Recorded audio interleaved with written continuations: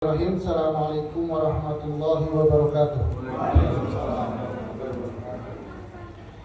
Alhamdulillah wassalatu wassalamu ala Rasulillah wa ala alihi wa ashabihi wa man tabi'ahum ila yaumil qiyamah. Allahumma shalli wa sallim wa barik ala sayyidina Muhammadin wa ala alihi wa ashabihi ila yaumiddin, amma ba'du. Alhamdulillah, pada kesempatan malam hari ini biidznillah taala, walaupun tadi Bapak Ketua DKM mengatakan jauh dari Bogor ke Depok, namun sebenarnya belum sampai 0 km, belum jauh Pak ya. Kalau Depok sebenarnya kesana sedikit, itu rumah saya ke Ciputat gitu ya. Kesana Bogor, kesana orang tua Ciputat, main kalau dikit ke Depok. Depok kan belok ke kanan ya. Jadi insya Allah mudah-mudahan ini adalah salah satu hal yang istimewa, di mana saya diberikan kesempatan, diundang oleh DKM ya untuk saling berbagi terhadap kebaikan. Mudah-mudahan apa yang kita kerjakan pada hari ini senantiasa diterima oleh Allah Subhanahu wa taala. Hadirin jamaah yang dimuliakan Allah Subhanahu wa taala, di dalam sebuah hadis Nabi Muhammad sallallahu alaihi wasallam bersabda, "Idza marartum bi riyadil jannah farta'u." Kata Nabi Muhammad SAW, jika kalian sedang jalan, kemudian di sana ada taman-taman surga, maka kata Nabi, farta'u, mampir. Kemudian para sahabat bertanya, wa ma riyadul jannah ya Rasulullah? Ya Rasulullah, apa yang dimaksud dengan taman-taman surga? Maka Nabi mengatakan halaqat dzikr atau pengajian. Maka insya Allah mudah-mudahan teman-teman yang hadir di sini, para jamaah yang hadir di sini, masuk ke dalam miniatur taman surga. Jadi itulah taman surga, gitu ya. Berarti insya Allah yang masuk ke sini adalah orang-orang yang siap masuk surga, Pak ya. Jadi makanya jangan bersedih, berkecil hati. Kalau diundang sama DKM jangan kesel gitu ya. Diundang lagi kajian. Padahal sebenarnya kita disuruh untuk masuk ke taman surga. Oleh karena itu mudah-mudahan yang hadir di sini bersemangat ya untuk bisa mengikuti pengajian ini sampai selesai. Kemudian di antara keutamaan dari menuntut ilmu, di mana orang-orang yang menuntut ilmu itu adalah orang-orang yang istimewa.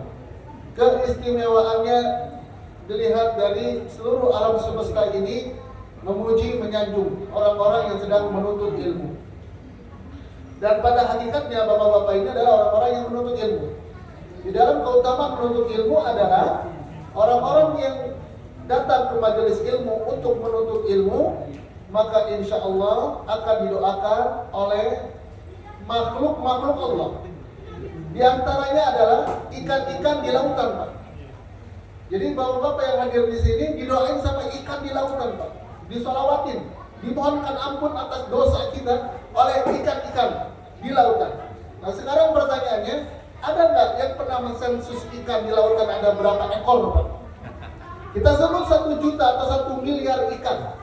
Bayangkan Pak, ada ikan paus, ada ikan cere, ada ikan hiu. Semuanya mengatakan Allahumma firlahu. Ya Allah ampuni dia. Dan kita hari ini Pak didoakan sama malaikat. Itu spesial banget Pak. Cuma kadang-kadang kita doain sama malaikat, didoain sama ikan, apa pentingnya? Ya kalau ikannya 1. Ini ikannya miliaran, doain kita biar kita diampuni dosa. Maka insya Allah kehadiran kita di tempat ini, walaupun hanya 60 menit misalnya kita duduk, nahan diri, tidak bergerak, pantat pegel, leher pegel, mata ngantuk, insya Allah pulang dari sini diampuni dosa kita. Amin. Bapak-bapak yang saya muliakan, pada kesempatan hari ini insya Allah kita akan membahas satu tema yang cukup krusial, yaitu tentang apa Pak? Ghibah ya. Kalau bahasa kitanya adalah gosip. Katanya ibu-ibu harus mengeluarkan 20.000 kata gitu satu hari ya. Sehingga di antara 20.000 kata itu ada 5.000 yang gosip, 5.000 yang ghibah. Tapi ternyata yang ngegosip atau yang menggibah itu gak cuma perempuan. Tapi tanpa kita sadari, kita termasuk orang yang masuk dalam kategori menggibah. Bapak-bapak yang saya muliakan, yang perlu kita pahami bahwasanya ketika Allah memberikan pahala atas anggota tubuh, maka Allah pun akan memberikan wanti-wanti atas anggota tubuh yang akan punya potensi melakukan dosa. Di antara amal soleh yang sangat mudah dilakukan, kata Nabi, tetapi pahalanya sangat besar, itu ada di lisan, lidah ya, lidah. Kata Nabi Muhammad SAW, kalimatani khafifatani fil lisan, habibatani inda rahman. Ada dua kalimat, ada dua kata yang sangat mudah diucapkan di lisan, tetapi thaqilatan, sangat berat, fil mizan, ditimbang. Kalimat apa itu? Subhanallahi wa bihamdihi, subhanallahil azim. Coba Bapak baca 10 kali, 20 kali, kan mudah ya. Lidah itu kan mudah sekali. Bahkan rahasianya Pak ya. Kenapa Nabi mengatakan man qala la ilaha illallah fi akhir kalamihi dakhala jannah. Bagi siapa yang sebelum mati, sebelum wafat, dia mampu mengucapkan la ilaha illallah, maka pasti masuk surga. Kenapa?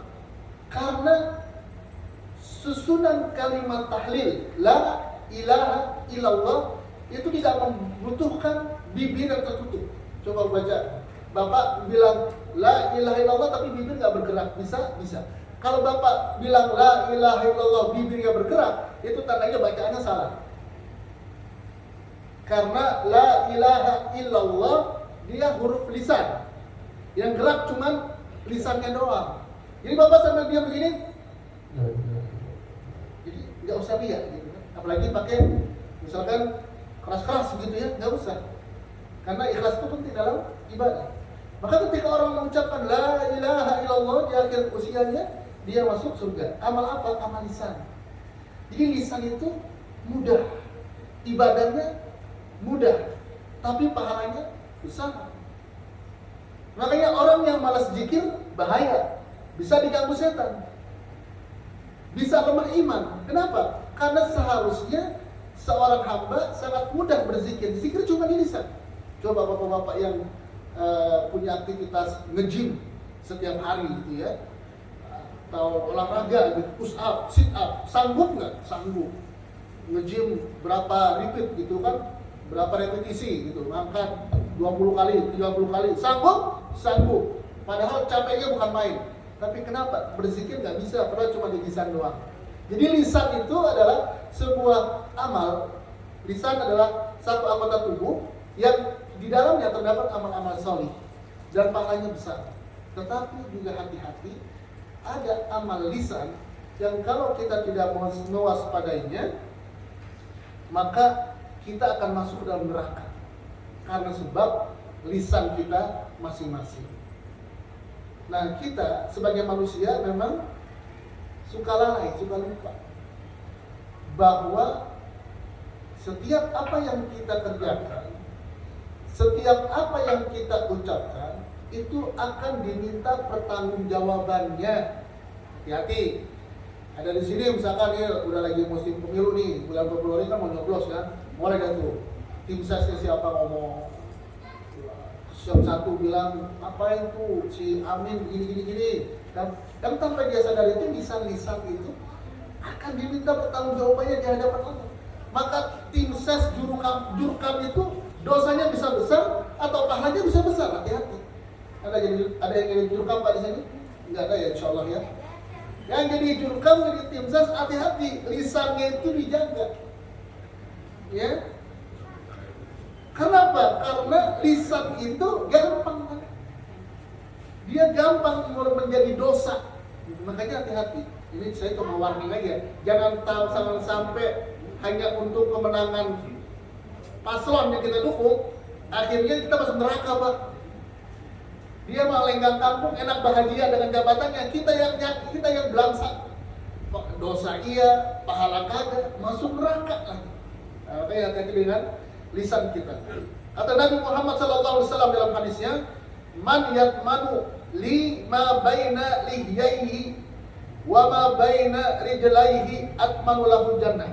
Kata Nabi Muhammad SAW, bagi siapa yang menjamin untukku apa yang ada di antara jenggotnya, ya, dan apa yang menjadi apa yang berada di antara kemaluannya, maka dia pasti bisa masuk surga. Artinya kalau lisan itu bisa dijamin baik, kemaluan bisa dijamin gak macam-macam, maka ini Nabi udah bilang Pak ya, pasti masuk surga Pak.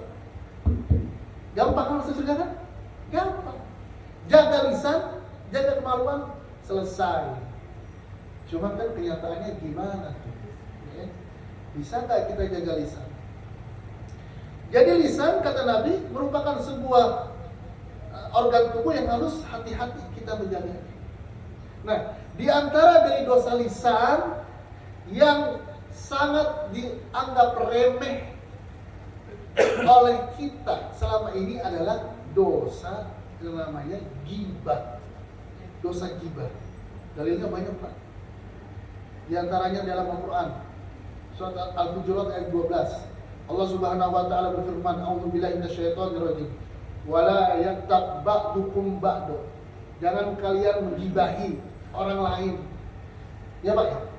Apalagi kalau menggibahi mujahidin di Palestina tuh paling kacau itu. Ya kalau sama tetangga mah emang dia jelek akhlaknya kita gibahin. Itu aja kan dosanya. Walaupun kita bilang wajar kan gitu. Apalagi orang yang sedang perang di Palestina digibahin. Dia mengatakan itu Hamas itu begini, Izzuddin Al-Qassam begini, itu kacau itu, dosanya berlipat-lipat. Kata Allah, wala yaktab ba'dukum ba'dan. Apa dosanya? Ayuhibbu ahadukum ayyakula lahma akhihi maitan fakarihtuhu. Ada nggak yang suka makan bangkai? Dosa bangkai manusia, bangkai ayam, nggak ada yang suka. Orang yang menggibahi, Allah katakan sama dengan makan bangkai saudara. Jadi ibu-ibu kalau ada ibu lagi duduk sama teman-temannya ngomongin orang lain langsung Bu, bangkai. Apa? Maksudnya apa Bu? Ente gibah bangkai gitu. Jangan lagi gibah, lanjut. Ini terus gimana ya? Oh iya gitu. Jangan. Langsung ngomongin orang gimana langsung. Oh, bau bangkai nih gitu. Kan dia bingung kenapa yang bangkai. Ente makan bangkai. Gitu. Ya, sadis kan? Serem kan? Iya. Orang kalau nggak digituin nggak akan sadar Pak. Asik gibah kan? Ya kan? Seneng kan? Ngulitin kesalahan orang seneng kan? Kenapa? Puas dia gitu. Apalagi dia lebih maju daripada kita. Kita pengen tahu kelemahannya apa, dapat informasi yang lemah, wah disamperin. Oh begitu. Seneng, happy banget ya. Padahal makan bangkai saudaranya. Ya, Allah mengatakan janganlah kita gibah antara satu dengan yang lain. Kenapa? Apakah kalian suka kalian makan bangkai antara saudaranya? Fakarihtumu, nggak ada yang suka. Ya, nggak ada yang suka.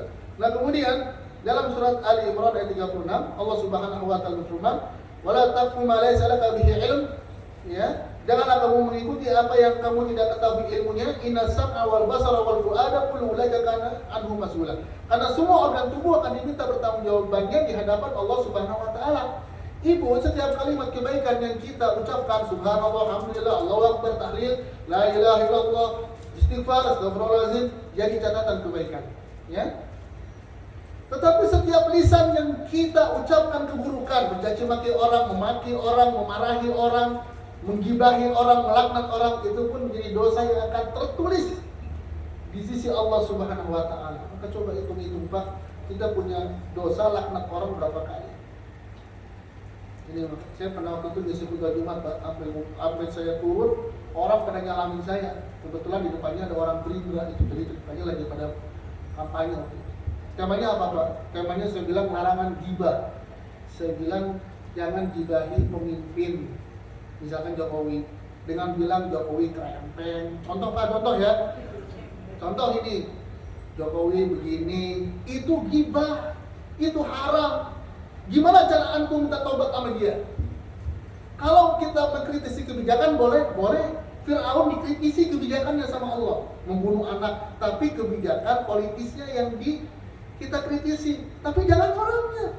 Orangnya naik motor Cooper dibilang, kurus bener, kayak mau terbang, orangnya kan gitu. Padahal itu nggak boleh, itu haram. Dia sebagai presiden, oke. Sebagai manusia, hal yang lain. Nggak boleh kita mencaci maki, mengibahi orang. Masalahnya gini, kalau kita punya dosa sama dia, itu kafaratnya gimana tuh? Gimana orang yang udah mencaci maki Jokowi selama ini bukan saya pro Jokowi, bukan gitu ya. Maksudnya orangnya RT di sini digibahin, gara-gara kebijakannya kita kritisi, tapi orangnya jangan dijelek-jelekin. Hukumnya tidak boleh, hukumnya haram. Ini posisinya. Nah makanya jangan sebab kita kecintaan kepada satu kelompok menjadikan kita berpihak secara berlebihan. Ya, jadi ingat Pak ya, semua anggota tubuh akan diminta pertanggungjawabannya di sisi Allah Subhanahu Wa Taala. Mata, telinga, lisan akan ditanya sama Allah Subhanahu Wa Taala. Ingat itu. Jadi apa sikap kita terhadap dunia ini harus ingat nanti akan dihisab sama Allah. Ya, nanti akan ditanya sama Allah lisan kita untuk apa selama ini hidup di dunia. Kemudian dalam sebuah hadis Nabi Muhammad SAW bersabda, "Man salimal muslimuna min lisanihi wa yadihi." Orang muslim itu adalah orang yang punya perilaku nggak pernah menebarkan bahaya sama orang, baik dari lisannya ataupun tangannya. Jangan sampai kita jadi orang muslim, orang lain pada takut dicaci maki, takut digibahi. Kebalikannya, orang harusnya sama kita itu orang muslim nyaman, aman, seneng deket sama ente, ngomongnya halus, baik, bager, lurus, nggak pernah ngomongin orang begitu. Muslim tuh harus begitu, jangan kalau udah datang aja, tolek tahu nggak? Ada gosip terbaru nih, tahu nggak? Ada isu apa? Saya pada waktu habis isi khutbah, ada bapak datang langsung, Ustaz, ada kabar apa nih politik nih? Saya bilang iseng banget ya gitu, mau nyari aja yang lemah-lemah yang dari orang lain kan gitu ya. Orang kasih kebaikan sama orang dekat sama kita aman. Kenapa? Karena senang gitu, omongannya baik, dia pernah gosipin orang, dia pernah gibahin orang, dia pernah mencaci maki orang. Ya, ingat Pak ya, Muslim itu karakternya adalah bisa memberikan keamanan kepada orang lain. Jadi orang lain itu nggak resah dengan keadaan dirinya. Jangan malah kebalikannya, malah membuat kerusuhan misalnya gitu ya. Ibu-ibu dan bapak-bapak yang dimuliakan Allah Subhanahu Wa Taala, banyak sekali hal-hal yang berkaitan dengan keutamaan menjaga lisan. Nah, kemudian di antara amal dosa ya dari lisan itu adalah ghibah. Yang perlu dipahami bahwasanya ghibah hukumnya adalah haram secara ijma, dan dia merupakan dosa besar Pak ya. Dia dosa besar, hati-hati nih. Ghibah atau gosip itu dosa besar, al-kabair, artinya taubatnya harus khusus. Ada dosa yang disebut dosa kecil, dan taubatnya itu cukup dengan kita sholat, diampuni dosa kita. Cukup istighfar, diampuni dosa kita. Cukup baca Quran, diampuni dosa kita, dosa kecil. Tapi kalau dosa besar nggak bisa, harus taubat. Terlebih kalau taubatnya ini berkaitan dengan orang lain, ghibahkan kaitannya sama orang lain. Berarti gimana? Orangnya kalau udah dengar kita ghibah, kita minta maaf sama dia. Pak, mohon maaf Pak, kemarin saya gibahin Bapak. Kalau dia nggak maafin, dia dapat maaf kita Pak. Betul nggak dapat maaf. Hati-hati makanya. Ya, ibu-ibu menggosipin tetangganya. Kalau tahu dia biarin aja dah. Dan dia akhirnya tahu kan, dia kemudian malu misalnya. Kemudian datang ke tetangganya, Bu, mohon maaf kemarin saya ngomong di ibu begitu. Nggak saya maafin, gituin. Nggak akan dimaafin sama Allah Subhanahu Wa Taala. Kok bisa gitu Ustaz? Kaitannya adalah dosa antum, dosa kita dengan manusia. Itu ghibah tuh bahayanya begitu. Itu yang paling susah. Kalau dosa kita sama Allah, Pak, Allah Maha Pemaaf, Pak. Allah Maha Penyayang. Cukup kita sujud, kita baca istighfar, kita tobat, Allah ampuni, alhamdulillah. Tapi kalau dosa sama manusia, hati-hati. Minta maaf, kagak dimaafin. Jangan gitu dong, kagak bisa. Terus gimana dong? Kasih duit dulu 20.000, buat saya maafin. Misalnya, kasih tuh 20.000 yang penting dimaafin. Ya, kok matre sih Ustaz? Ya dia maunya begitu. Kan Bapak punya dosa sama dia begitu. Bagus cuma 20.000. Coba disuruh beliin rumah, misalnya. Karena itu dosa besar. Ghibah itu dosa besar. Nah, apa itu ghibah? Ghibah itu artinya adalah seseorang memperbincangkan saudaranya, ya. Jadi kita ngomongin orang lain. Poinnya satu ya. Jadi ghibah itu adalah seseorang membicarakan orang lain yang jika hal itu didengar olehnya dia nggak suka. Apa itu? Baik kebaikan ataupun keburukan, dia nggak suka. Diomongin dia apa, nggak suka dia. Selama sesuatu yang dia kalau tahu diomongin dia nggak suka, itu namanya ghibah. Nah, ghibah itu bukan sesuatu yang tidak faktual. Kalau yang tidak faktual namanya fitnah.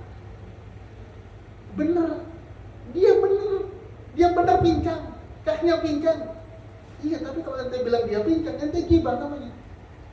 Walaupun pincang beneran. Kalau dia nggak pincang, ente bilang pincang, namanya fitnah. Dua-duanya dosa. Fitnah dosa, ghibah dosa. Cuman kenapa dikatakan ghibah dari kata ghoba? Ghoba artinya kita ngomongin dia, tapi dia nggak tahu, namanya ghibah. Jadi ada orang ketiga, kita ngomong sama orang, ini orang kedua, orang kesatu kita, orang kedua teman kita, orang ketiga orang yang kita omongin, akhirnya dia nggak ada di tempat. Itu namanya ghibah. Ya, jadi ghibah itu adalah kita ngomongin orang lain yang orang tersebut tidak suka kalau omongan itu berkenaan dengannya diceritain sama orang lain. Ustaz, kalau dia redo gimana? Beda lagi kalau redo. Kalau dia suka, beda lagi. Tapi kalau dia nggak suka, yang kita nggak bisa. Nah, biasanya kan kalau sesuatu yang nggak disukai itu adalah sesuatu yang tidak baik diceritakan, sesuatu yang nggak bagus diceritakan, sesuatu yang tidak nyaman diceritakan oleh orang lain mengenai dirinya. Maka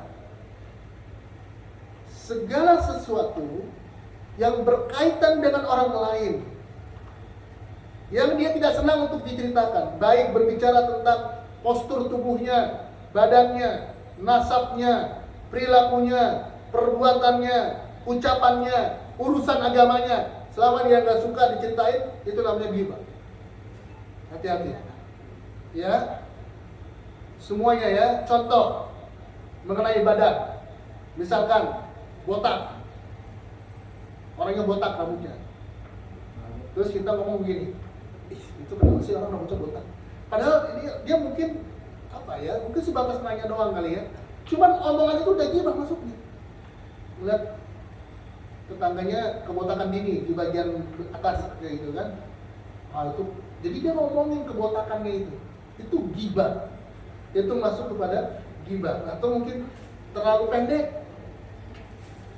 terlalu tinggi, terlalu hitam, terlalu putih misalnya, albino kulitnya diceritain, ngobrolin si dia itu, ngobrolin dia gitu. Kenapa sih dia kok kulitnya kok putih banget begitu sih? Jangan-jangan pakai kapur ya gitu. Itu ghibah itu maksudnya. Enggak boleh hukum.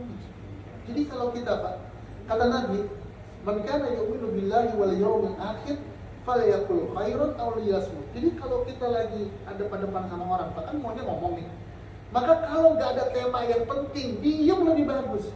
Ustaz ketemu, nggak ada tema penting, kita diam aja Ustaz, diam aja gitu, nggak ngomong apa-apa. Lebih baik daripada ngomongin yang nggak karu-karuan. Ya, makanya hati-hati membicarakan orang lain mengenai badan tadi ya. Matanya juling, matanya gereng, orang bilang matanya belok, macam-macam gitu ya. Mengenai nasab, misalkan nasabnya itu apa? Misalkan nasabnya dia dari mantan pelacur misalnya, ibunya mantan pelacur, ceritain. Tahu nggak dia begitu kan karena bapaknya dulu korupsi, ghibah, gitu kan? Menceritakan itu, termasuk orang-orang lain, nggak cuma yang kita kenal. Bapak bicara menteri siapa gitu ya, menteri yang kita nggak kenal juga orangnya, cuma karena dia tokoh masyarakat, tokoh publik, kemudian kita bicarain secara personal, kita ceritakan tuh si menteri siapa gini cerita tentang keburukannya, itu masuk dalam kategori ghibah. Ya, hati-hati. Kemudian misalkan mengenai perilaku, misalnya pelit-pelit, sombong, emosional, pengecut, lemah, baperan gitu ya. Ngomong ibu itu mah baperan, masa ngomong gitu aja marah? Ghibah itu, dosa besar itu. Ngomong gitu aja dosa besar itu. Ya kan, makanya kalau kita hitung-hitung, Masya Allah ya, dosa mulu kita tiap hari ya. Apalagi hati-hati ya ibu ya, ngomongin suami. Ngomongin suami juga ghibah kalau keburukannya yang diceritain sama orang lain. Suami juga sama, jangan bicarain keburukan istri ke temannya, itu pun bagian daripada ghibah. Jadi jangan persempit perspektif ghibah itu cuma antara kita dengan orang lain. Yang orang lain itu satu komplek, Kalau bukan satu komplek berarti bukan gibah. Enggak. Bapak punya teman ada di Sumatera, tinggal di Bogor, tinggal di Depok, dibicarain dia, kejelekan dia. Ya gibah namanya. Kita bicarain menteri apa yang kita nggak kenal, kita jelekin dia dari sisi fisik gitu ya. Matanya beginilah gitu kan, bunyinya begini. Itu bagian daripada gibah dan itu hati-hati karena termasuk dosa besar. Kemudian gibah mengenai agama. Misalkan dia peminum khamr misalnya. Dia pengkhianat misalkan, dia zolim, dia orang yang meremehkan sholat gitu ya. Ada tetangga nggak sholat bukan didakwahi malah digosipi, digibahi. Habis sholat itu bapak itu kenapa sih nggak sholat? Harusnya kan sholat, rumah ini sama masjid padahal. Itu gibah. Nggak boleh kalau mau datangin rumahnya ketok. Assalamualaikum Pak, ayo kita sholat. Itu dakwah, bukan ngomongin di masjid. Nggak ada pentingnya ngomongin orang yang nggak sholat di masjid. Apalagi diambil-ambil dengan ini kan buat memetakan dakwah gitu. Biar dakwah itu terurai di mana. Aku ngomongin orang, kita ngomongin orang nggak boleh. Kalau kita tahu dia nggak sholat, buat strategi biar dia sholat, tapi jangan ngomongin orangnya. Bapak fulan bahkan disebut namanya. Ada muslimah nggak pakai jilbab diomongin. Itu si ibu tahu nggak kemana-mana pakai baju seksi banget. Itu gibah. Kalau mau gimana? Didakwahi. Datang ke ibunya itu kasih dakwah, Bu. Alhamdulillah Allah telah mewajibkan kepada muslimah memakai jilbab. Ibu silakan buka surat An-Nur ayat 31. Ibu buka di sana gitu. Bukan malah diomongin orang hal-hal seperti itu dan itu hukumnya berdosa. Hukumnya berdosa, ya. Itu masuklah kategori gibah. Kemudian gibah dalam urusan dunia, gitu ya.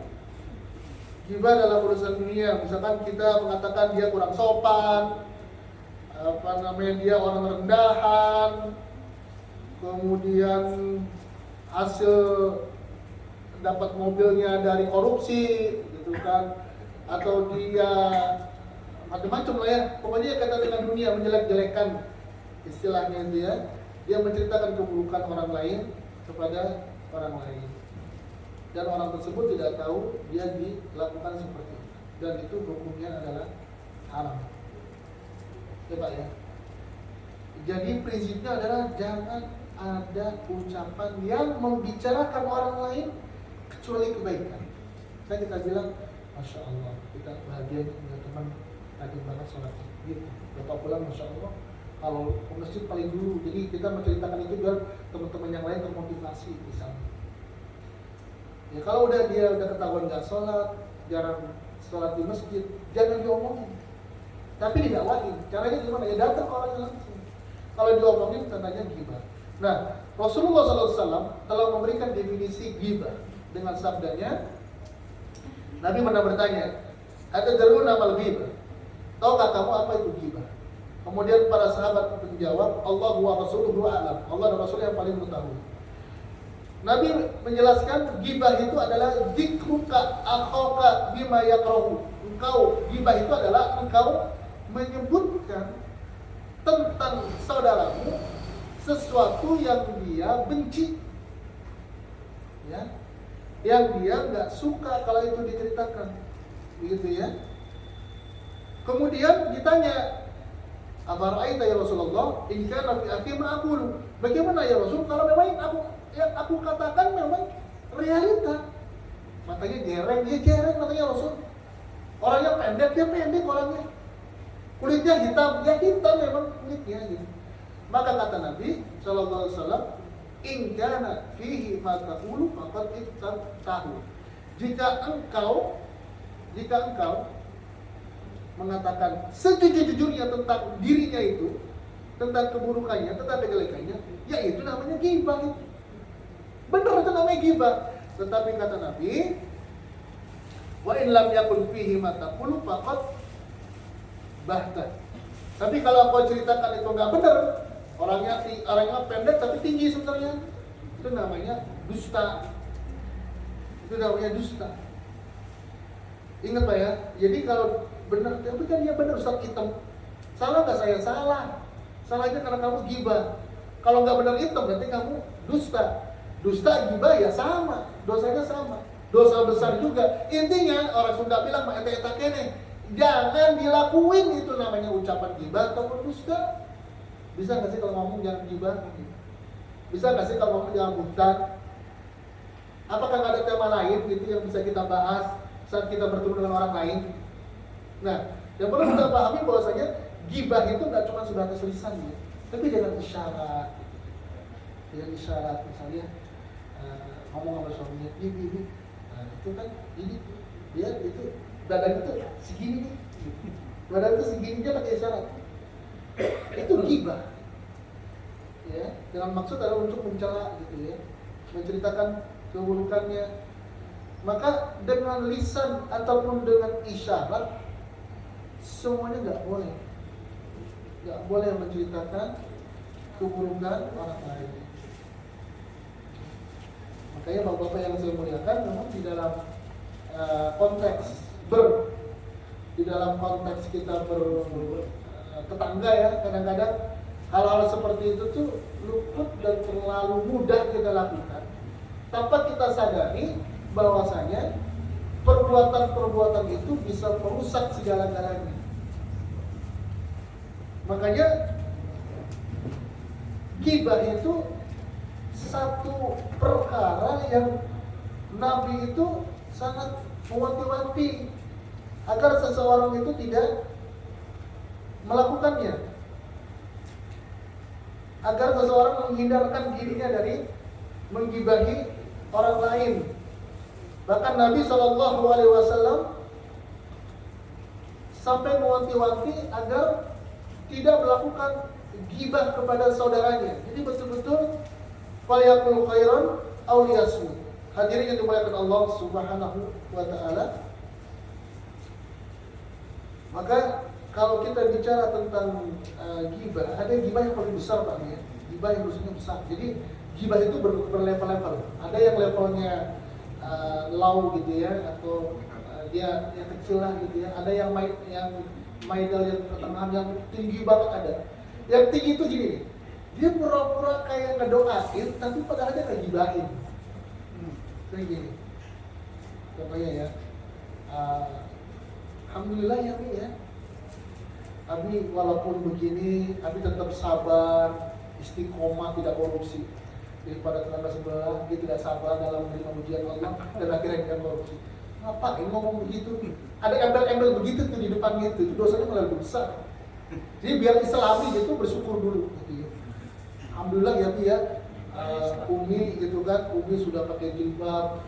Ada loh teman Umi ya, si Fulana itu, masa dia pakai jilbab kan gitu sih Bi.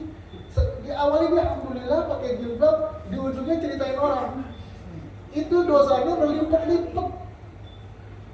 Kan bersyukur Ustaz. Bersyukur atas apa? Atas gibah bersyukur. Ya. Jangan karena ada kata-kata alhamdulillah kemudian bersyukur atas kenikmatan kemudian diciptakan orang lain. Itu enggak boleh tetap ya. Jadi jangan dengan alasan begitu kemudian kita menjadi boleh. Nah itu sebenarnya justru bentuk-bentuk kalimat seperti itu yang ada kalimat-kalimat riaknya tuh di depannya, sampai misalkan subhanallah, alhamdulillah gitu kan, sampai begitu kan.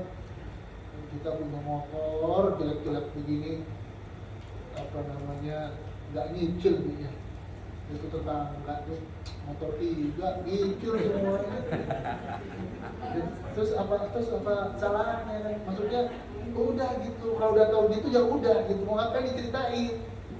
Tambah dosa aja, udah bener, beli motor gak nyicil udah bener. Tapi jadi salah karena gibahin orang yang beli motor yang gak nyicil, pakai leasing misalnya. Udah biarin aja dulu. Kalau mau dakwah datang ke dia bilang, dakwahin, bukan ceritain di rumah mau ngapain. Gak ada alasan logisnya kita menceritakan hal tersebut.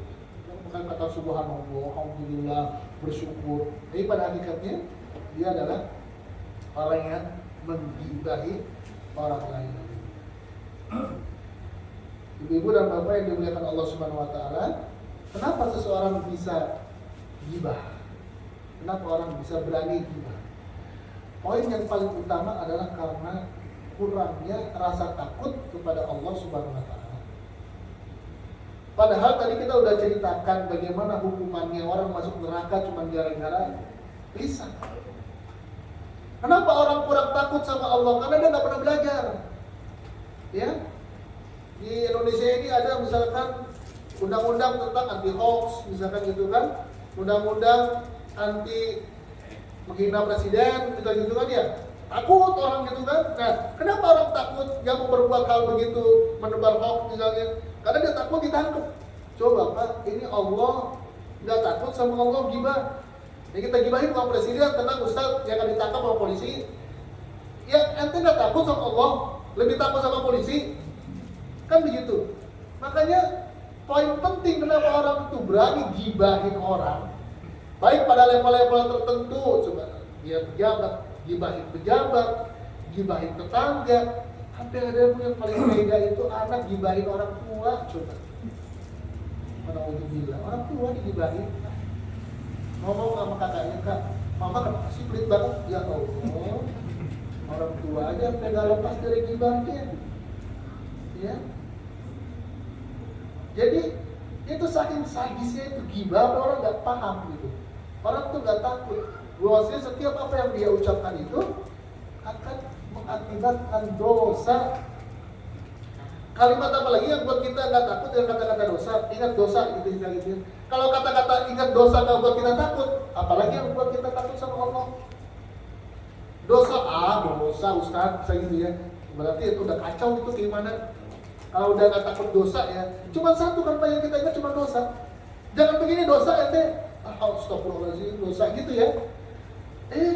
Buka-buka belum dosa, astagfirullahaladzim kayak gitu ya. Buka-buka, nggak apa-apa. Istighfar juga bisa lunas gitu. Saking kayak begitu, kayak ATM masukin kartu keluar duit begitu.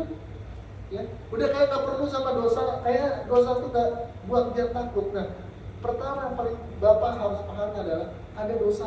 Nah, gibah itu tadi saya bilang, dosanya kaitan dengan manusia. Jangan masa bodoh ya. Ini benar-benar ini. Kalau kita gibah sama orang, Pak, nanti ada kafaratnya nanti. Nanti ada poinnya dijelaskan. Cuman kalau ketika harus menyampaikan permohonan maaf akhirnya, berani nggak gitu? Ketok pintu, assalamualaikum. Ibu, mau gibahin saya lagi? Bu, saya mau mohon maaf karena beberapa hari kemarin saya gibahin ibu, tak ada maaf lagi Bu, silakan pulang. Kan sampai kita meninggal dia tidak buka maaf, kita nggak terima maaf sama Allah. Karena kaitannya tobatnya dengan manusia, itu yang paling kita takut. Ya, maka hati-hati sama manusia, hati-hati sama orang lain, karena dia bisa berakibat fatal dalam kehidupan kita. Yang kedua, sebab-sebab orang bisa gibah adalah karena sebabnya itu dia marah sama orang itu dan cara membalasnya adalah dengan cara gibah. Kita nggak bisa balas dia karena mungkin dia orang punya kuasa atau badannya besar. Cara untuk melawannya apa paling gampang? Ya gibahin aja, beres. Ya kan? Kita nggak bisa kritik presiden misalnya gitu kan, karena terlalu kuat. Ada menteri ini yang menjaganya, akhirnya gimana? Gibahin aja, udah beres. Nah, gibah itu muncul asalnya karena kemarahan, kesel sama orang itu. Orang kalau nggak kesel nggak akan gibah. Ya orang seneng kok, masa seneng ngegibahin? Pasti orang kalau kesel dia pasti gibah.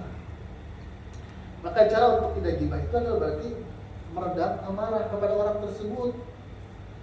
Walaupun orang tersebut pernah membuat kita celaka misalnya, walaupun orang tersebut pernah membuat kehidupan kita hancur misalnya, buat kita marah, setiap dari kita ingin pengen gibahin dulu, lupakan semua kesalahan dia, semoga Allah ampuni dosa dia, dan jaga lisan kita untuk tidak membicarakan kesalahan dirinya. Ini kan susah banget ya, menjaga lisan untuk tidak gibahin orang yang kita kesel. Makanya saya bilang tadi hati-hati, istri sama suami juga hati-hati. Kan istri sama suami kan paling sering kesel-keselan kan? Ya. Yang paling gampang tuh gibahin suami tuh gibahin istri. Yang ketiga, sebab gibah itu apa? Karena sebabnya ngerasa harus solider sama temen. Kita lagi duduk, awalnya oke-oke aja nih ngobrol berdua nih, ngobrolin sepak bola U17 nih lagi seru kan. wah besok lawannya lawan Panama nih, kayak kira-kira Indonesia menang nih, datang ceplok satu. Tahu nggak Jokowi itu orang begitu kan? Nah kita kan ya enak nih, ini temen nih, solidar kan artinya ikut nimbrung tuh di situ, ngobrolin tentang orang, gibahin, dan tanpa sadar masuk perangkap setan di situ. Jadi nggak ada solidar Pak. Ya Bapak kalau udah lihat orang udah gibah, tadi yang saya bilang, Assalamualaikum, Anda pulang dulu, gitu aja. Atau, aduh, bawa bangke nih, gitu kan gitu. Bawa bangke di mana? Gibah, gitu. Itu menunjukkan sikap kita, jangan nimbrung juga dengan alasan biar seru diskusinya. Malah bilang, kopi deh, kopi. Biar tambah lama gitu gibahin dia. Bahaya, itu bahaya banget. Bahaya. Ya, siapapun dia. Mau presiden, mau orang biasa, mau tetangga, nggak boleh. Nggak ada kata-kata solidar untuk keburukan. Kalau udah ngomongin orang, udah, pada pergi aja deh, pada bubar. Nggak usah ngumpul. Kalau ngumpul cuma gibahin orang, mau ngapain? Bikin dosa udah banyak. Nggak usah pakai gibah, itu udah banyak dosanya. Tanpa gibah, lebih banyak lagi.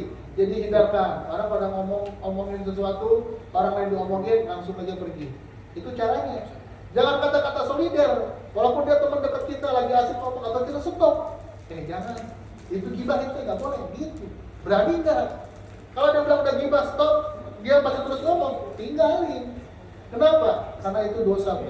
Bayangin Bapak bermajelis dengan orang yang dosa. Seorang ulama mengatakan gini, sangat mudahnya seseorang meninggalkan khamr. Sangat mudahnya orang meninggalkan hal-hal yang Allah haramkan. Tapi tanpa sengaja dan dengan nikmat-nikmatnya, dia malah berdosa-dosa dengan lisannya.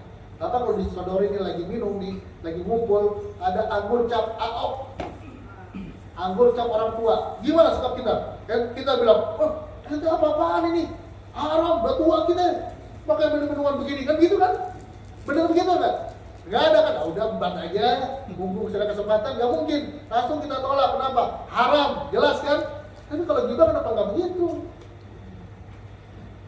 Oh gitu ya, tambah asik kan? Makin digosok makin sip, dan gosip, dan gosok sip, makin terus gitu ya. Ini hati-hati ya, tidak boleh. Kemudian, di antara sebab kenapa gibah terjadi adalah karena keinginan untuk mengangkat dirinya ke posisi yang lebih tinggi dari orang yang dia gibahi. Apa? Istrinya ngomong, si tetangga sebelah itu anaknya masuk ke UI, gitu aduh bangga. Tahu nggak anaknya gitu. Kenapa dia nggak mau kalah masalahnya? Harusnya pada waktu itu kan, alhamdulillah. Kayaknya bersih banget begitu ya. Bisa begitu kan ya? Bersih gitu. Iya, alhamdulillah. Ibu senang kan dengarnya, ibu makan dengar. Kalau bisa begitu alhamdulillah. Kalaupun saling. Kalau dengar begitu jangan kita keki. Biarnya itu kenikmatan dia. Bukan malah ngomong begitu aja bangga, tau nggak? Itu anak itu kemarin mama lihat pacaran, tau nggak? Diomongin, gibah dong kan gitu. Kenapa sebabnya kita gibah? Karena kita nggak mau kalah. Kita pengennya di atas terus dia. Kalau tetangga maju, dia mau di atasnya terus. Caranya gimana untuk dia nggak kelihatan maju? Dia membuat alibi. Salah satunya adalah ya dia kurang, dia begini, yaitu gibahnya harus dikeluarin tuh, jurus gibahnya biar lebih mantap ya. Kemudian yang kelima, sebab kenapa gibah itu terjadi karena sebab hasad. Hasad itu apa? Dengki. Dengki itu kenapa? Dengki itu karena dia ingin kenikmatan orang tersebut hilang. Sehingga sebelum itu hilang, saya gibahin dulu. Orang punya harta, dia hasad. Nanti dia ngomong kan, paling juga dia belinya nyicil, pakai leasing, aceh lah gitu ya. Ya kayak kita kita makan tuntas, spontan, tunai, kayak gitu kan. Dia hasad tuh, dan itu hati-hati ya. Itu hasad itu penyakit pertama, dosa pertama dari anak Adam, sehingga terjadi pembunuhan karena sebab hasad. Jadi apapun kita kalau udah melihat orang dapat kenikmatan, bilang alhamdulillah, ya alhamdulillah udah. Walaupun dia belaga-belaga punya motor, punya mobil baru, nyalain pagi ngomong gitu kan, biar kelihatan mobil gua baru gitu kan. Motor yang keluarin, ya biarin aja gitu kan. Kenapa harus keki gitu? Dia bosan, dia kenapa nggak gas-gas? Ya nggak apa-apa dia nggak gas, kan biar lancar gasnya. Biar mesinnya dipanasin, udah. Nggak usah stres, nanti orang punya mobil baru, motor baru. Kenapa kita yang stres gitu? Akhirnya kalau udah hasakin ngomong kan, ngomong cerita sama istrinya, dulu dia pernah kenal sama dia, gini, akhirnya dosa.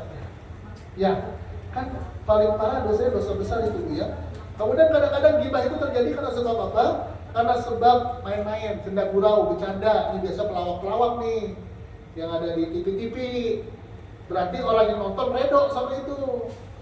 Ada acara lawak-lawak nih, kan suka tuh ada kayak celutukan-celutukan gibahnya. Yang nonton itu berarti ikhlas dan ridho melihat pergibahan ada di situ.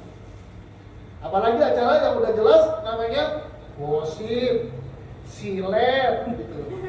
Ya kan? Apalagi itu udah jelas acara gibah. Nonton itu saya udah termasuk aktif masuk dalam gibah. Ya kan? Udah nonton acara gosip, ada anak yang ngomong, anak aku lihat no, jangan kayak begitu, nanti udah gede ya begitu. Masuk dalam acara gosip, gibah juga kan? Ya, saya hati-hati ya. Kemudian yang lainnya adalah karena berpura-pura ya, agar bisa terkenal atau populer. Baik. Tetapi memang ada gibah yang tidak selamanya, ada gibah yang diperbolehkan. Jadi gibah itu tidak selamanya seluruhnya diharamkan. Ada gibah yang diperbolehkan. Tetapi ingat Pak ya, di sini dengan catatan yang sangat ketat ya. Syarat dan ketentuan berlaku. Jadi jangan sampai dengan alasan ini kemudian kita mudah untuk menceritakan aib orang lain. Yang pertama adalah kita boleh menggibahi orang lain dengan tujuan mengadukan kezoliman seseorang kepada orang yang memang memiliki kemampuan untuk menghentikan kezolimannya. Misalkan Pak RT rumah saya ditimpukin sama dia tuh. Orangnya akalnya gak bagus tuh, misalnya gitu kan, itu kan gibah ya. Cuman Pak RT bilang oke nanti kita tangani, boleh. Tapi kalau dia ngomong gitu sama orang lain, bukan Pak RT, bukan presiden, itu maksudnya gibah. Mengadukan kezaliman orang dengan tujuan untuk memperbaiki. Boleh menceritakan atau mungkin kita datang ke rumahnya. Assalamualaikum Pak, saya mau bicara. Ini Pak, saya punya tetangga Pak. Tetangganya si Fulan Pak. Dia itu tiap malam Pak suka bawa laki-laki ke rumah. Dia jalan Pak. Kan itu kan gibah ya. Tolong dong Pak diperbaiki. Ini lingkungan kita punya kita nih. Itu boleh sama Pak RT. Karena harapannya Pak RT bertindak. Bukan sama Bapak Fulan yang gak ada kaitannya sama kepemimpinan. Itu masuknya gibah. Ya. Yang kedua, kita boleh melakukan kata-kata gibah, yaitu berkata-kata yang mengandung ya, menceritakan keburukan orang dengan tujuan meminta fatwa. Contoh misalkan begini, Pak Ustadz, saya punya suami saya suka berlaku kasar sama saya, itu gibah sebenarnya. Cuma karena dia tanya sama orang yang memiliki ilmu, dia meminta fatwa, itu diperbolehkan. Tetapi menurut hemat saya, jika berkaitan dengan keluarga kita, jangan sebut suami saya. Kan kita butuh jawaban kan, gak butuh dijelasin siapa orangnya kan. Pak Ustadz, saya punya kasus cerita. Ada seorang suami kayak gitu, yang tiap hari mukulin istrinya. Bagaimana Pak Ustadz? Minta cerai kayak gitu kan, misalnya. Boleh kan? Boleh. Ya, kalau saya lebih cenderungnya, ibu kalau mau curhat sama Ustadz minta fatwa, jangan terus terang suaminya gitu ya. Gitu masih suami, gitu kan, masih dikasih nafkah. Jadi disamarkan. Tapi kalau untuk orang lain gimana? Sebut aja namanya, nggak apa-apa. Kenapa? Karena fatwa itu perlu jelas kan, siapa dia, orangnya siapa, tinggal di mana, gitu. Maka boleh bagi seseorang untuk menggibahi sesuatu orang lain, gitu ya, dengan tujuan untuk meminta fatwa. Kemudian boleh juga untuk menggibahi orang lain, yaitu orang yang melakukan perbuatan dosa secara terang-terangan, ya, dengan tujuan untuk mentahdir orang lain. Contoh misalkan ada orang udah jelas misalkan mabok gitu Pak ya. Kan ada orang mabok sembunyi-sembunyi dalam rumah. Ada orang mabok di depan sama teman-temannya. Pak, Assalamualaikum Pak Haji, mabok gitu kan, belum megang botol dia. Itu orang kurang ajar. Boleh kita gibahin, bilang nah, lo kalau lewat rumah dia hati-hati, mau ada mabok semua. Kan itu gibah sebenarnya. Tapi dikasih tahu sama anak kita biar begini, tahdir, peringatan. Ada anak kita dekat sama pelacur, kita bilang kamu jangan dekat sama dia tuh pelacur. Misalnya dalam bentuk tahdir, memperingatkan orang-orang tertentu atas kerusakan. Ya, ghibah seperti itu boleh, tapi kalau dengan tidak tujuan itu, ya tidak boleh. Walaupun betul-betul dia pelacur, walaupun betul-betul dia pemabuk, misalnya. Kita nggak boleh mengatakan ke semua orang, kecuali orang-orang tertentu yang kita harapkan agar mewaspadainya. Ya mungkin anak kita, keluarga kita, kebetulan dia suka main ke rumah si orang tersebut, kita tahu dia suka mabuk. Dan dia bilang, kamu jangan main ke sana. Itu bapaknya itu tuh suka mabuk. Ah betul Pak, iya. Jadi anak itu ditakdir. Tapi kita jangan ngomong itu sama orang lain yang nggak terkait. Kenapa? Kategorinya adalah ghibah. Ya, kecuali sama PRT boleh. Sama polisi boleh, ada narkoba di sini boleh, itu bukan ghibah dan itu diperbolehkan. Dan kemudian boleh juga untuk berkata-kata ghibah dengan tujuan untuk mengidentifikasi sesuatu. Contoh ada orang kakinya pincang, ada orang mau ketemu Pak Joni kakinya pincang. Kemudian ada orang nyari gitu ya, Pak tahu namanya Pak Joni nggak? Pak Joni yang mana Pak? Yang tinggi apa yang pincang? Nah pincang itu kan air gitu ya. Boleh nggak ngucapin? Boleh, hanya sebatas identifikasi saja, nggak sampai lebih daripada itu. Kalau kemudian menceritakan misalkan pincang tanpa ada maksud identifikasi, maka hukumnya adalah haram. Ya, itu beberapa rukhsah yang bisa dilakukan jika dibutuhkan ghibah. Selebihnya jangan bermudah-mudah tentunya. Nah sekarang apakah kafaratnya? Kafaratnya tebusannya ya. Kalau kita ternyata sudah pernah menggibahi orang lain, jadi ada kafaratnya, ada tebusannya. Yang pertama adalah meninggalkan perbuatan itu selama-lamanya. Jadi kalau Bapak mau taubat atas perbuatan ghibah, maka jangan kerjakan lagi selama-lamanya. Walaupun tulisan tuh kayaknya senang bener tuh kalau ngomongin orang gitu ya. Tinggalkan, sesali gitu ya. Jadi jangan merasa bangga udah ngomongin orang, harusnya dia merasa menyesal betul-betul. Kemudian bertekad untuk gak mengulangi lagi. Itu cara taubatnya. Nah yang terakhir adalah kalau memang orangnya sudah tahu kita menggibahi, ya minta maaf. Malu-malu dah tuh kita udah ngomongin di belakang, harus minta maaf gitu. Kalau belum tahu bagaimana Ustaz? Kalau belum tahu, kafaratnya adalah ceritakan segala kebaikan dia di hadapan orang yang pernah kita bicarakan tentang dia. Kita ngomongin dia soal misalnya praktek jual beli di warungnya, ini kayak ada curang macam-macam ghibah kan. Kemudian kita tahu, aduh astagfirullah, salah dong saya begitu ya. Kira-kira dia udah tahu belum ya gitu ya. Kalau kita khawatir ada mudorot ya, dengan cara bertanya, Bu, ibu tahu nggak ibu saya ghibah? Kalau kita yakin dia nggak tahu, dia orangnya baik gitu ya, kemudian dia ngomong, oh enggak Bu, saya nggak tahu kok, ya Bu saya minta maaf, boleh begitu nanya sama dia. Tapi kalau akhirnya bawa mudorot, tapi kita udah anggap aja dia nggak tahu deh gitu, maka caranya di hadapan orang yang sama yang pernah kita gibahi, kita ceritain kebaikannya. Nanti Bu itu masya Allah ibu itu baik banget, itu masya Allah dia kalau jualan Bu suka dilebihin Bu. Ya, itunya kadang-kadang kembaliannya kalau kurang apa dia suka ikhlasin kayak gitu. Ya itu sebaliknya dilakukan. Kalau kita pernah dosa ghibah sama orang lain.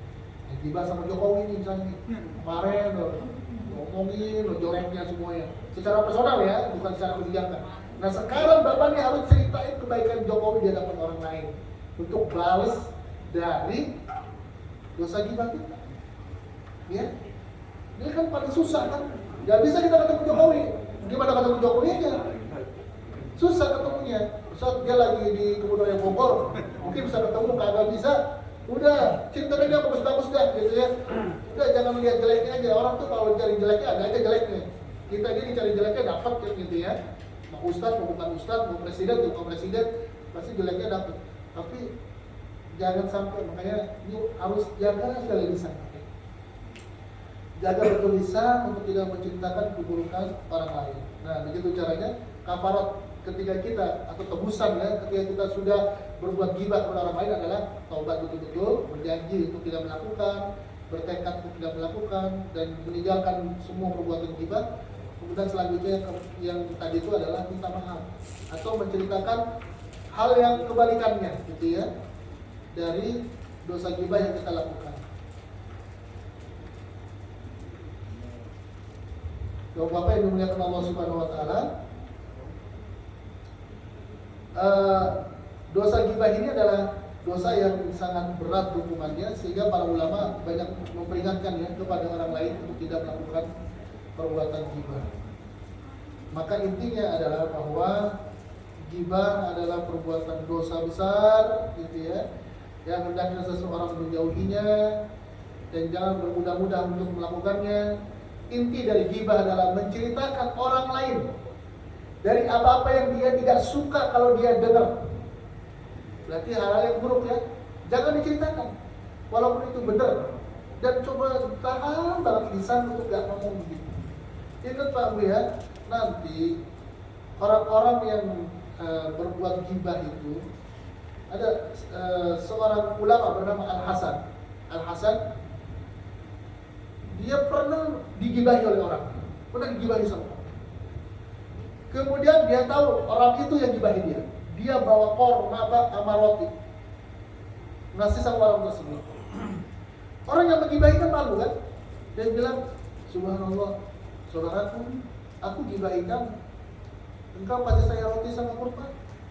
Al-Hasan mengatakan, saya mengucapkan terima kasih sama kamu, karena alhamdulillah amal kamu nanti buat saya di akhirat.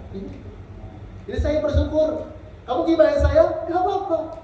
Tapi nanti amal kamu yang kamu kerjakan, sholat kamu, puasa kamu, Allah kasih buat saya. Nah, hati-hati Pak ya.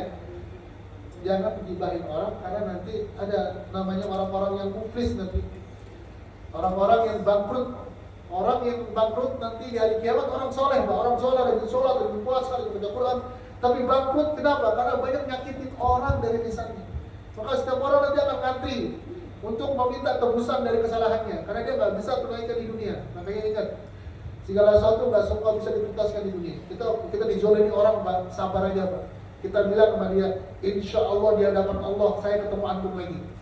Jangan tuntut antum. Kita dibohongi orang, uang kita diambil, nggak bisa kita kejar orangnya. Kita bilang sama dia, ente bisa lari dari hukuman dunia, di akhirat saya akan tuntut. Dia punya amal soleh, sholat dia buat kita. Insya Allah dengan amal solehnya dia, kita bisa masuk surga. Tambahanlah, jadi jadi debit ya, jadi masuk ke kita, jadi amal kita jadi banyak. Jadi hati-hati dengan apa yang kita ucapkan, karena semuanya akan kembali kepada diri kita masing-masing. Jam 8:30 ya. Sudah 60 menit ya. Baik, kita cukupkan dulu. Jika ada yang mau ditanya jawab, dipersilakan. Ya.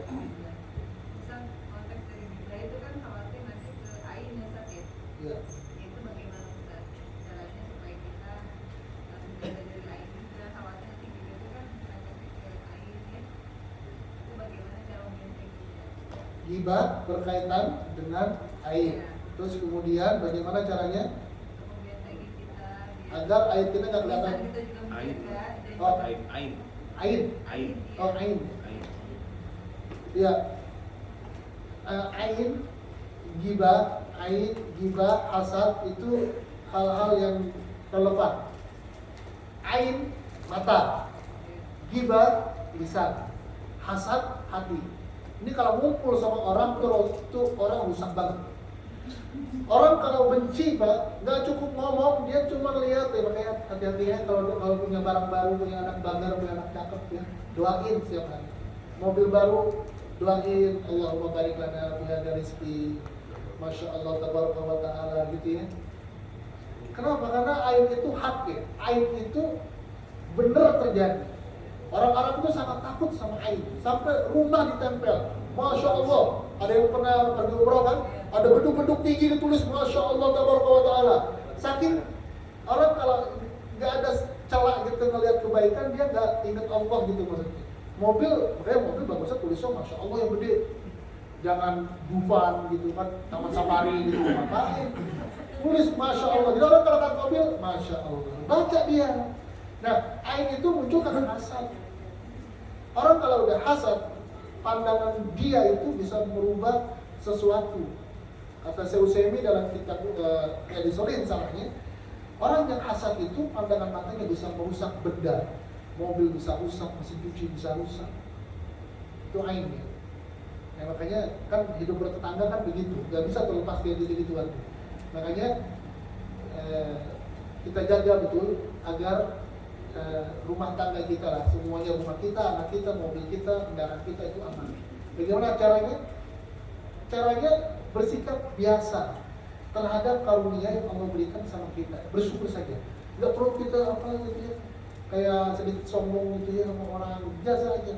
Baru mobil keluar dari dealer, tiba-tiba bannya kempes mulu. Itu salah satu ciri karena air sebenarnya. Ada kan begitu? Ini mobil apa sih? Dipakai bengkel, dikit-dikit bengkel. Ada apa sih? Itu bisa jadi kena air. Kenapa bisa kena air? Ya tinggal dilihat siapa tetangganya kan gitu.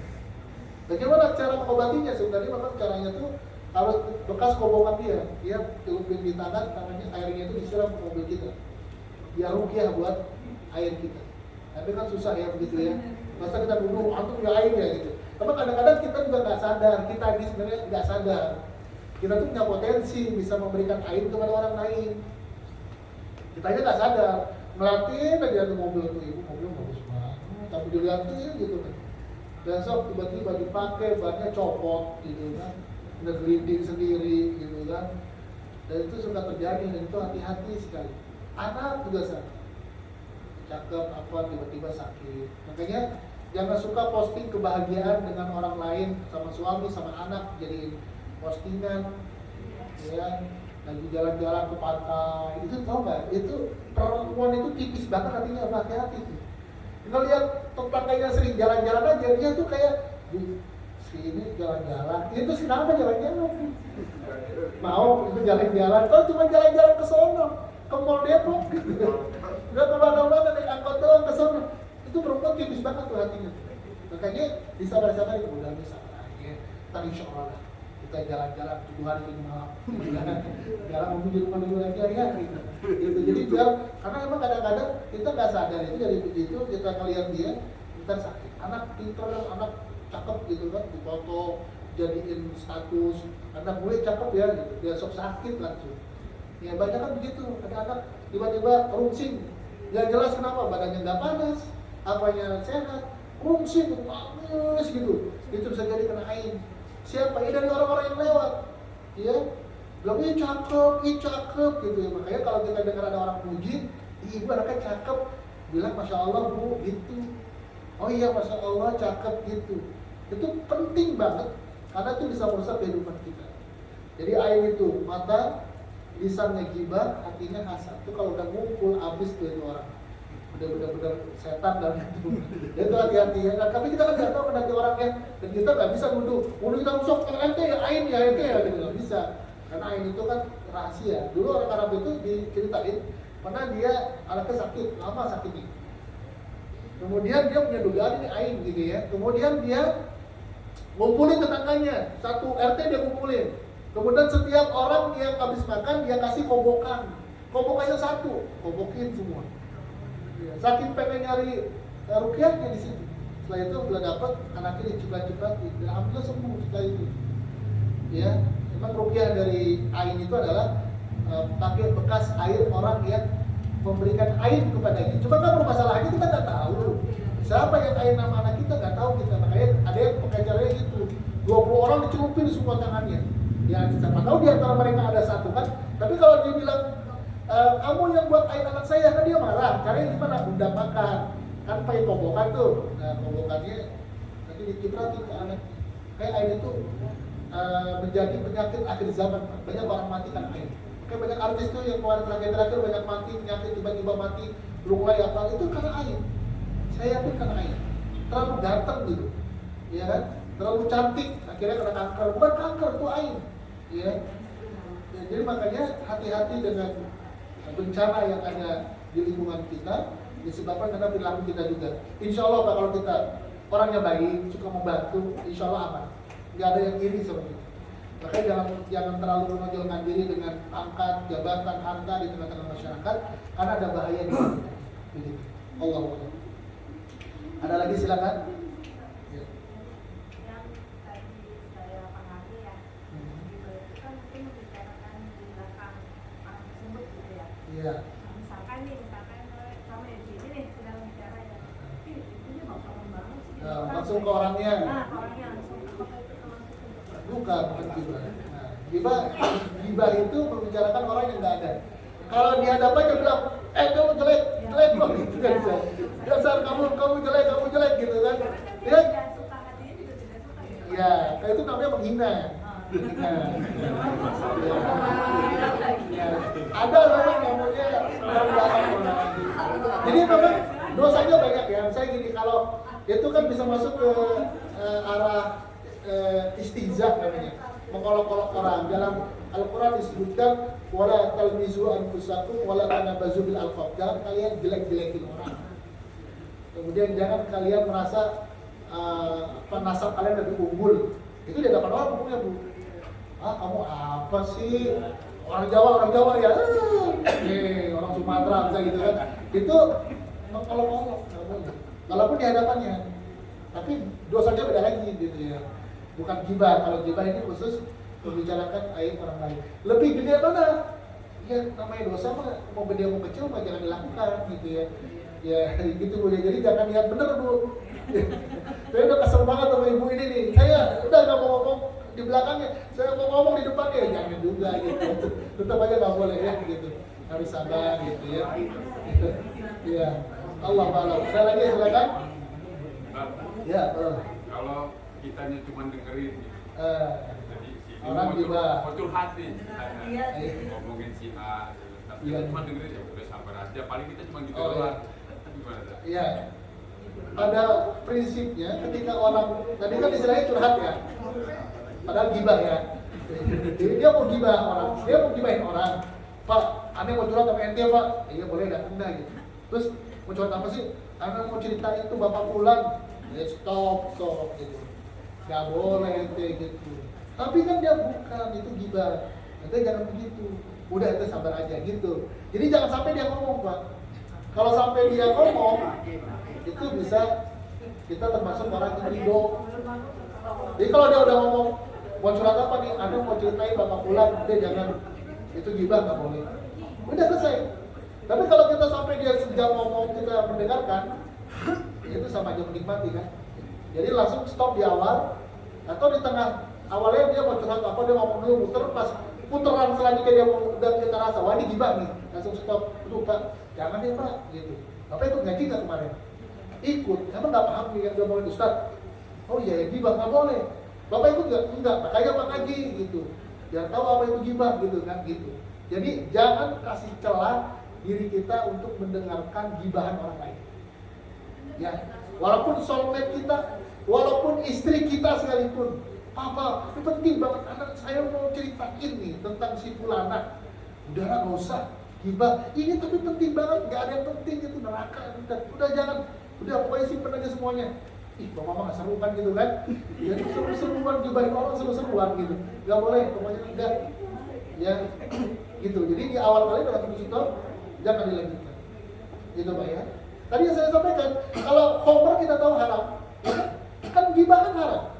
Gibah haram. Kenapa dengan gibah kita menikmati sekali? Padahal haramnya bisa sama dengan haramnya khomer. Kenapa khomer kita katakan jangan tuh haram? Sekarang boikot, McD, boikot. Kita bisa begitu. Apa gibah kenapa kita nggak bisa boikot? Menikmati misalnya, nggak boleh. Pokoknya segala sesuatu kita coba ya. Memang kita kadang-kadang cuma ada godaannya Pak. Di hati itu kayak ada gelitik-gelitik juga gitu, pengen digibah gitu. Atau pengen dengerin gibah orang gitu. Ditahan bener gitu ya. Apapun, mau rekan kerja, mau bos gitu. Ini bos gimana sih gitu ya. Oh begini, jangan tahan gitu ya. Ingat, ada dosanya. Begitu. Allahu a'lam. Ada lagi silakan? Ya. Tadi kan dikatakan bukan dibolehkan kalau memberikan solusi. Ya, memberikan fatwa. Iya. Kepada orang yang punya kapasitas. Iya, misalkan untuk lanjut cari solusinya. Kepada ustadz. Iya, harus orang yang punya kapasitas. Iya, misalkan ibu punya suami ustadz, boleh gak tuh? Ya, kalau ibu suaminya tidak ya memberikan solusi sebenarnya, cuma kapasitasnya itu bukan orang yang memang berhak gitu ya. Jadi ibu punya masalah berkaitan sama orang lain dan butuh jawaban. dalam ilmu keagamaan gitu, atau misalkan dalam ilmu psikologi, atau dalam ilmu apa, jadi nanya ke yang ahlinya. Kalau cuma curhat, misalkan sama ibu pulang duduk, bu, aku mau curhat dong bu, curhat kan bahasanya curhat ya, malah gibah kan. Ya misalkan ntar aku minta solusi ya gitu kan manisnya gitu setan kan. Terus akhirnya dia ngomong kan gibah, ibu jangan gibah. Enggak kan kalau Ustaz kan kalau minta solusi nggak apa-apa. Ibu harusnya bilang, tapi aku bukan kapasitasnya di situ. Kalau misalkan mau bicarain hati orang atau agama orang gitu ya, berarti harus tanya sama Ustaz. Kalau dia memang mau bicarain masalah dia dagangnya nggak bener, curhatnya sama Ustaz yang pinter ekonomi syariah gitu, baru bisa tuh gitu. Dan kalau dia bener ya, ibu pasti nggak akan sebut namanya, cuma bilang Ustaz saya punya problem, ada orang misalnya Tabarut, ada Ibu Yuni Pak, Ibu Yuni itu tetangga saya Pak, itu sakit banget Pak, tahu nggak Pak? Ibu Yuni itu Pak, itu Pak kayaknya kesel bener sama si Ibu Yuni gitu, ya gitu. Jadi tetap ada etika, ada adab. Ini memang masalahnya Pak ya. Saya permintaan temanya di perempuan juga gitu. Iya. Oh ya, udah tanya pertanyaan berapa ya? Yang terbaik Yang terbaik semua nih. Biar habis aja. Oke. Tadi ibu yang merah, baju merah. Ibu merah, terus ibu tadi sama bapak tadi ya, 3 nih ya. Tinggal ambil deh mau yang mana nih. Ini termasuk ya? Iya, boleh nanti dipoto ya. PRT belum nanya. Ya, belum nanya. Itu ada orang yang Iya. Kalau PRT mah hadiahnya umroh PRT ya. Kalau hadiahnya buku mah kurang afdol. Ya, udah. PRT bisa tempat gibah nih dia nih. Siap menampung curhatan lingkungan. Bisa PRT ya. Halo. ngomongin orang kan tadi disebutin untuk menghindari misalkan si A ini sifatnya jelek, kita ngomong sama si B tentang sifatnya agar dia terhindar dari kejelekan si A ini itu boleh, tapi ini kan memang tipis banget Pak ya.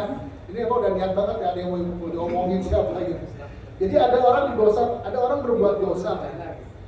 Perbuatan dosanya itu bisa nggak dia memiliki potensi merusak orang lain, satu ya. Itu harus jadi bahan pertimbangan. Terus yang kedua, poin yang lainnya itu adalah terus terangannya dalam perbuatan dosa itu. Kalau orang orang diam-diam gitu maboknya di Ciputat, pulang ke rumah nggak mabok, cuman pas kita lihat di jalan, dia kok mabok di situ gitu. Jadi kita tahu nih, aib dia kita tahu. Nah selama dia masih menyembunyikan itu nggak ada hak kita untuk mentahdir dia, karena dia masih nggak terang-terangan. Nah kecuali memang orang yang sangat dekat dengan kita, seperti anak kita, istri kita bisa masuk ke situ. Tapi kalau untuk orang lain, tetangga kita, jangan dulu, hati-hati gitu kan. Karena bisa jadi nanti akan ada kesalahan. Kita bilang mabok, baunya enggak, kata dia kan gitu ya. Nah, kecuali misalkan dosanya udah terang-terangan nih, dia undang temennya terang-terangan mabok, kita tahu tuh mabok. Ke Pak RT ini wajib bertindak kan gitu. Maka dia melakukan tahdir, peringatan kepada masyarakat. Ini hati-hati nih kepada masyarakat nih. Bapak bulan udah macam-macam nih gitu. Dia udah mabok manggil orang, itu kan diumbar di publik kan gitu. Dengan tujuan apa? Agar Pak RT bergerak. Dan itu diperbolehkan. Tapi kalau untuk personal kita mentahdir itu nggak boleh. Ketika dia tidak terus terang ya untuk menyatakan saya mabok loh gitu, enggak. Kalau dia masih menyembunyikannya maka kita nggak boleh. Nggak boleh kita ngorek-ngorek kesalahan. Selama dia tidak menampilkannya. Dia jadi pelacur di Jakarta, tapi kalau pulang ke sini dia pulang ke rumah di sini dia nggak pernah menampilkan itu. Dan kita nggak boleh ngapa-ngapain. Selama dia tidak menampilkan kerusakan di sekitarnya. Walaupun misalkan kita tahu ya gitu. Papa tahu dari mana dia pelacur? Jangan-jangan kan enggak Pak tahu itu rumahnya kayak gitu kan, ada aja alasannya kan gitu ya. Iya. Intinya kalau belum ditonjolkan sama dia itu jangan diubah, karena itu aib itu kalau kita ceritakan namanya gibah dan itu hukumnya tidak boleh. Ya, seperti kita mengatakan dalam kasus agama gitu kan sering terjadi perdebatan masalah bid'ah atau apa gitu, ceritakan itu orang itu ahlu bid'ah, itu juga termasuk ghibah, nggak boleh kita ceritakan kepada orang lain kecuali memang haknya. Sama Ustadz tanya, Ustadz bagaimana hukum ini, apakah bid'ah atau tidak, kemudian diceritakan atau gimana gitu ya. Nah itu adalah kasus-kasus yang harus hati-hati. Pokoknya jangan sampai lisan kita menceritakan aib orang lain, itu intinya ke situ. Apapun alasannya, buat solusi untuk takdir atau apa, itu perlu ketat sekali syarat-syaratnya, karena di balik itu ada dosa yang besar. Gitu. Jadi untuk yang kasus bapak itu kalau mau mentahdir boleh, tapi langsung ke Pak RT misalnya gitu ya. Kalau memang itu perbuatan maksiatnya jelas. Kalau belum jelas maka simpen rapat-rapat lainnya, kita tahdirnya ke anak-anak kita ini. Jangan main nama dia, bilang sama istri kita, jangan main nama istrinya, misalnya gitu ya. Orang lain jangan, udah diam aja. Sampai akhirnya berita tersebar, udah biarin aja. Yang penting kita nggak menjadi orang yang menyumbang ghibah terbesar di masalah itu. Itu sangat bersih, hati kita bersih banget begitu ya. Masya Allah. Ya mudah-mudahan bisa bersih begitu dia. Kan susah ya kalau bisa begitu. Allahu a'lam. Ada lagi Bu? 5 menit lagi kalau masih ada. Mau apa? Kalau mau bapak tidak ada masalah kalau masalah gimana. Kan tidak ada 20.000 kata dia masalah. Nggak disuruh ngomong. Kalau bapak tuh disuruh ngomong nggak mau ngomong. Ya. Kalau ibu nggak disuruh ngomong aja ngomong aja udah. 20.000 kata kan gitu. Supaya ngomong aja gitu. Kayak bapak nggak masalah di bapak. Kalau biasanya kerjanya cuma di gitu. Oh ya juga kalau di bapak bisa di chattingan juga ya. Di chattingan gitu kan, chatting orang gitu sama aja. Mau di lisan mau di apapun sama. Ada lagi? Tidak ada? Baik, jika tidak ada kita cukupkan pertemuan kita pada malam hari ini. Saya ucapkan jazakumullah khairan. Semoga pertemuan ini bermanfaat bagi kita semua. Untuk hadiahnya nanti diberikan kepada yang bertanya. Ya, termasuk Pak DKM dapat ya. DKM dapat. Ya betul, dapat ya. Nanti Pak DKM dapat sama 3 orang yang bertanya tadi. Silakan nanti diberikan kepada yang berhak. Saya cukupkan, terima kasih atas perhatiannya. Barakallahu fikum. Subhanakallahumma wa bihamdika asyhadu an la ilaha illa anta astaghfiruka wa atubu ilaika. Wassalamualaikum warahmatullahi wabarakatuh.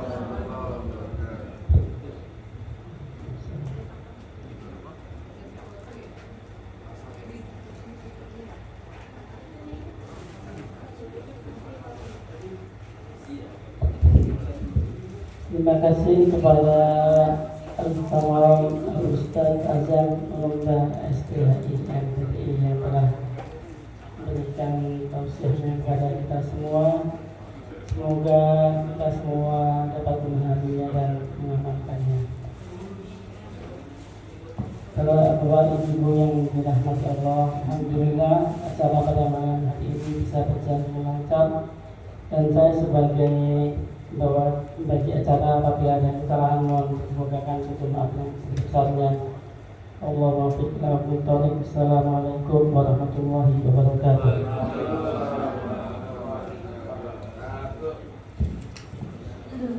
Selanjutnya adalah sesi foto bersama. Bapak yang untuk berfoto silakan.